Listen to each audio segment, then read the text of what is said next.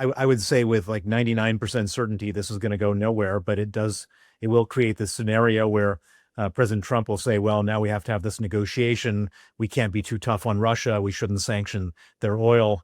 And we'll be sitting here in 2 months' time. This thing will have died a quiet death, and Russia will still not be sanctioned.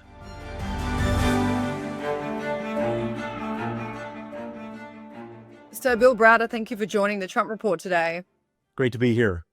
You and I spoke yesterday about Donald Trump's reported plans for sanctioning Russia, but the new update is that Axios has leaked this US Trump plan to end the Russia-Ukraine war. Now, it is a 28-point plan that has reportedly been worked on with Russia, but it is major concessions for Ukraine. So it would see Ukraine conceding land in the east, the Donbass region, not just the 88% that is currently occupied by Russia, but it would include the areas that Ukraine currently occupy, which is around 12 to 14%. So we would also see Donbass demilitarized. We'd see Donbass and Crimea be recognized as Russian territory. Some front lines would be frozen. Ukraine would also have to give up significant military size and remove long-range equipment and weapons that strike deep inside of Russia. The plan would also reportedly involve Ukraine granting greater status to Russian language and Russian Orthodox Church. So in return, the US would basically provide Ukraine with security guarantees for future Russian aggression. So, I mean, Bill, your immediate reaction to reading this plan? It's just fantasy football. There's absolutely no chance that Ukraine would agree to this plan. There's no chance that Europe would agree to this plan. There's no chance that most people in America would agree to this plan.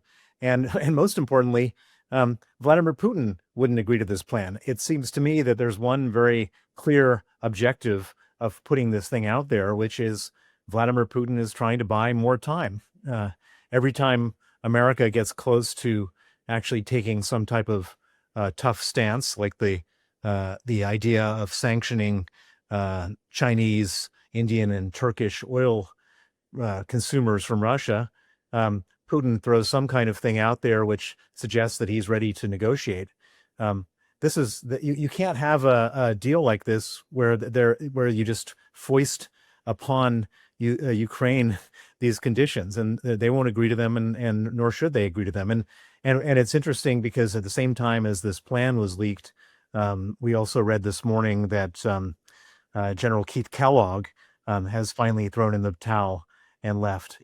Keith Kellogg was one of the last remaining sort of pro-Ukraine people inside the White House. And so, I would say with like 99% certainty this is going to go nowhere, but it will create this scenario where President Trump will say, well, now we have to have this negotiation. We can't be too tough on Russia. We shouldn't sanction their oil. And we'll be sitting here in 2 months' time. This thing will have died a quiet death, and Russia will still not be sanctioned. Well, let's get into that update from General Keith Kellogg. Now, a few months ago, Bill, you and I would have spoken just post Donald Trump addressing the UN General Assembly.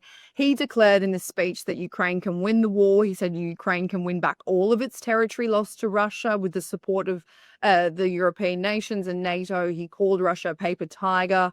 He also, of course, put pressure on Europe to put their own economic pressure on Russia. But after the speech, Bill, it did become clear that Special Presidential Envoy Keith Kellogg had been advising Trump that Putin was lying. You know, he said things publicly that Trump isn't trading on Ukrainian land. That's Zelensky's mandate, nobody else's call. He's described as the strongest supporter for Ukraine in Trump's circle. So, I mean, this isn't good for Ukraine, is it, if this is true and he is giving up his post in January? Well, I have great respect for General Kellogg, and I agree with some of his views on how Ukraine should be bolstered, not undermined. But I think that we need to take a step back here on all this stuff. The one thing that is important to understand is that the U.S. By disengaging from Ukraine, by not providing military aid to Ukraine, by doing all this stuff, it diminishes its ability to force Ukraine into any type of situation, any type of concession. And so, for example, when the U.S. stopped supplying military aid to Ukraine, Ukraine started striking Russian targets. And so one could say, well, it's terrible that the UK or the US didn't supply military aid to Ukraine, and that was a big problem. But on the other side, the US couldn't then demand Ukraine not use missiles to hit Russian territory. And Ukraine has created a military advantage by doing such things. And so I don't think that, in the same way as everyone was predicting that the war would end in 3 days because Putin was so powerful and his military was so powerful, you can't really draw much from a totally unreasonable proposal cooked up between Steve Witkoff and Kirill Dmitriev, Putin's version of Steve Witkoff, and think that that's how the world is going to turn out. It's just not going to turn out that way. And so it's for all of us who've been watching this carefully every day, it's just one more bit of volatility in Trump going hot, cold, and so on. But I wouldn't say that this is going to lead to any kind of major outcome that we should be flapping about. It's not going to lead to any outcome. But do you think that Trump should at least ask for Senate approval to continue Kellogg's post? Well, Trump can choose whoever he wants to choose. He's a presidential special envoy to Ukraine. It's unfortunate if we lose somebody who's pro-Ukraine in this situation. But at the end of the day, there's lots of people who are pro-Ukraine. Lindsey Graham, who's proposed this piece of legislation which would absolutely kneecap Putin if it were implemented in terms of cutting off oil revenue for Russia. Lindsey Graham is one of Trump's closest allies. He's a very powerful Republican senator. He's very pro-Ukraine. So, Trump can pick whoever he wants to pick. There's a lot of other people who support Ukraine. And more importantly, the American people support Ukraine. And so if Trump were to try to do something completely outlandish, I don't think it would help him at all politically. And I think that there are a lot of people might find that to be an issue that would change their support for the Trump administration. Before we kind of get into a little bit more of the logistics about this 28-point plan, Bill, you mentioned Lindsey Graham in this sanctions package that you and I spoke about yesterday. Does it just show right now how important it is for this to go ahead, for Donald Trump to sign this off and to actually implement it? Well, so you're absolutely right. So the idea of going after Russia's oil exports, which are completely existential for Russia, they would determine the outcome of this war for Russia. Every time that the issue has been raised, Putin does something. So you remember Trump raised this issue, and then all of a sudden, Putin literally jumped on a plane to Alaska. And we don't know what was said behind closed doors, but Trump backed off. Trump has now jumped back on the issue, and Putin has, through some proxy, has issued a sort of non-authorized 28-point plan. I'm sure that will lead to Trump backing off on this particular oil sanctions. And so this is obviously something that matters profoundly to Putin, and it should matter to Putin because this is the difference between war and peace. If the United States decided to go after any buyer of Russian oil, they wouldn't buy Russian oil. Putin wouldn't have the money to conduct his war, and in 6 months' time, there would be a real negotiation. Bill, Axios is reporting, you mentioned Steve Witkoff, that he was the man leading this plan. He discussed it extensively with the Russian envoy, as you said, while US representatives are now reportedly briefing Ukrainian and European officials on this. Sources say that Ukraine was hardly involved in the drafting of this plan. So what do you make of that? I mean, you and I have spoken about this. This is happening all the time where Ukraine's the one left off the table. So, I mean, what do you make of that? Well, it just goes to show that what Trump's true feelings are about Ukraine, which is that they have no agency. They're not a party to this negotiation. But that's not the real world. The real world is that Ukraine is defending their territory. Russia's invading their territory. Most reasonable countries are allied with Ukraine in helping them defend their territory. And that's what will happen going forward. You can have all this insanity and it doesn't change the reality, which is that Ukraine is not going to surrender, which is effectively what we're talking about here. And by the way, Europe is not going to want Ukraine to surrender either, because there's so much aggression, hybrid aggression from Russia going on towards Europe, that Europe is fully aligned with Ukraine to help them fight off the Russians. And so, again, I wouldn't read too much into this. I wouldn't get too hysterical about these unreasonable proposals because it's just a non-starter. It's not going to go anywhere.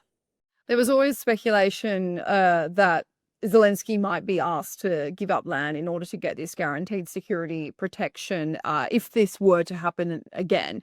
And the only way Zelensky was willing to really give up land was if Russia agreed to an immediate ceasefire to drop weapons at the battlefield. But that would not be permanent. That would not be giving up land forever. That would just be saying, hey, there's a ceasefire right now. Let's drop where we are. So, I mean, the ceasefire currently feels off the cards, off the table, because Putin never agreed to it. So do you think Zelensky is still going after this? Well, I mean, at the end of the day, Zelensky just wants his country to stop being terrorized. I think 25 people died last night in a Russian terrorist attack on Ukraine. Now, that doesn't mean that Ukraine is going to surrender, because the terror will continue after the war ends. If Russia were to occupy Ukraine, the terror would be worse, 100 times worse, which is why the Ukrainians have been so robust in prolonging and fighting for their defense. And so, and again, we're all, reading too much into this. Putin doesn't have any intention of stopping this war. He has no intention whatsoever of stopping this war. His only intention is to stop the oil sanctions, which this, I think, will do. Bill, I just want to compare and contrast something with you, because Putin had a peace proposal in 2022. It was wildly rejected by Ukraine, by Western leaders too. The United States under Biden rejected it and condemned the proposal. But I want to just tell you kind of what, and our audience, what was included in this, because it seems to be quite a similar framework to the one that was proposed, in the last day or so. So it would see the recognition of territorial losses, so Crimea, Donetsk, Luhansk. It would see the demilitarization of Ukraine. Potentially, they'd have to give up military, which is what this plan says. It would see no foreign military bases. Ukraine would be banned from going into NATO. The Russian language would be kind of the stock standard, and so on and so forth. So, I mean, this was wildly rejected in 2022, and this is almost like a watered down version of this proposal. It's not a watered down version of the proposal. It's the same proposal, which is an unreasonable proposal that Ukraine won't accept, and nor will Ukraine's allies accept. And Steve Witkoff has really been tone deaf about what's going to end up happening. He was the one who came up with this great idea of this Anchorage summit, and of course it blew up in the president's face. I think that Steve Witkoff is doing a great disservice to Ukraine, to the United States, and to the rest of the world by legitimizing these unreasonable proposals. Well, Bill, every time it seems that Steve Witkoff gets into the negotiating room, even if it's on the phone or, doing these deals behind closed doors with Russia, we go in circles, we go in roundabouts, where it comes out with another proposal that, Ukraine has to give up various concessions and Russia gets everything else out of this. I mean, is it time to move Steve Witkoff along from this role? Well, again, it's not my place or your place to tell Trump who his advisors are and who they're not. The reality is what the reality is, the reality is that Russia's invading Ukraine. Ukraine is defending themselves. It's in the security interest of Europe and the United States that Ukraine doesn't lose. Most people understand that and continue to support Ukraine. The United States has stopped supporting Ukraine militarily.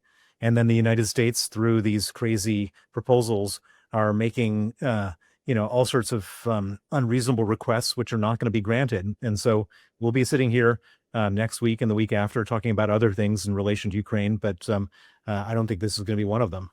Bill, just finally, how do you think Europe will respond to this plan? Well, Europe will try to be delicate about it and politically correct and reject it forcefully in all sorts of ways, both in the most behind closed doors and in very outrageous ways, and more politely in the public sphere. This can't be accepted by Europe, and it won't be accepted by Europe. So, Bill Browder, thank you for joining the Trump Report today. Thank you.